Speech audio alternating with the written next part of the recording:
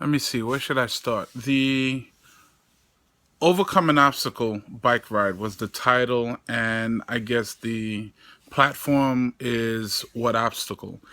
Um, at that moment, just lost a job, kids were about to go away. There are so many things, there are so many reasons why I decided to do this bicycle ride challenge, and this was the perfect time for me to do it. The first leg of the trip involved me riding through different states, different counties, different cities, and on my way, I would stop by different boys and girls clubs on the way and talk to some of the kids about overcoming obstacles. One of the things that I used to do as a profession, I used to work with youth, teens, and trying to help them overcome their obstacles in order to better align themselves with the type of person that they would like to be when they grow up, help build them leadership skills as well as character. And in this day and age, with a lot of inner city kids not being able to have access to a lot of resources, I simply used my experience, and I decided on this bicycle trip, I'm going to continue to use my experience to share with young people and to see that, hey, you too can overcome whatever obstacles that you're dealing with, whether it be at home, at school, socially, whatever the case may be.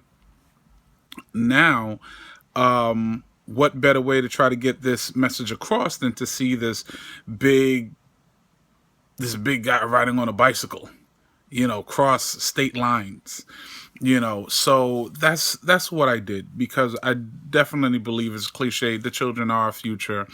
But if we are not the ones to, again, help them lead the way, be that shining example, how can we expect them to really grow up and live productive lives?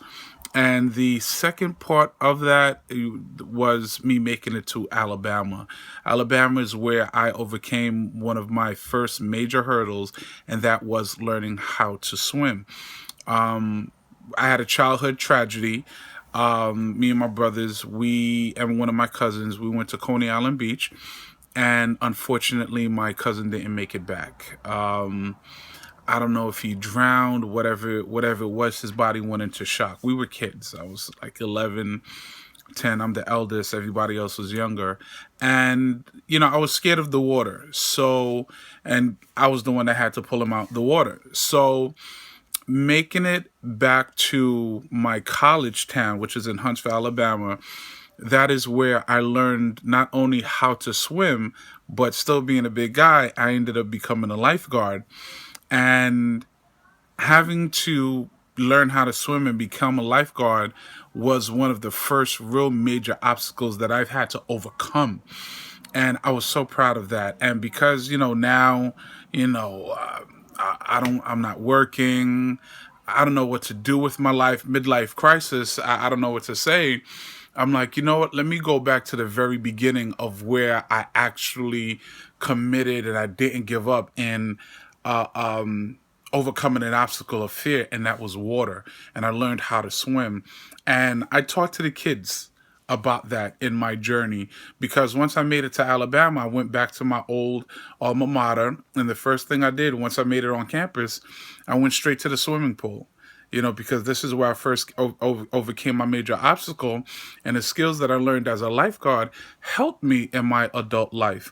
When I'm out in the pool with my kids, or when I'm out with friends and we're going swimming, hey, it's good to have somebody that has those skills with them. So, overcoming obstacles, the What Obstacle bike ride is what I did. And I would not mind if it's better funded, because it was all funded by me, and I had many challenges.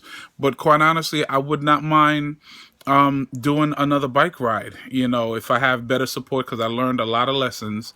Definitely having a car follow me all throughout, because there were some very scary situations, but definitely, oh, and I also was by myself. That was also scary. But I would definitely would not mind doing it again, in order to be able to go out, connect, and help motivate other individuals to not only not give up, but don't give up on your dreams. You know, reach your goals in life.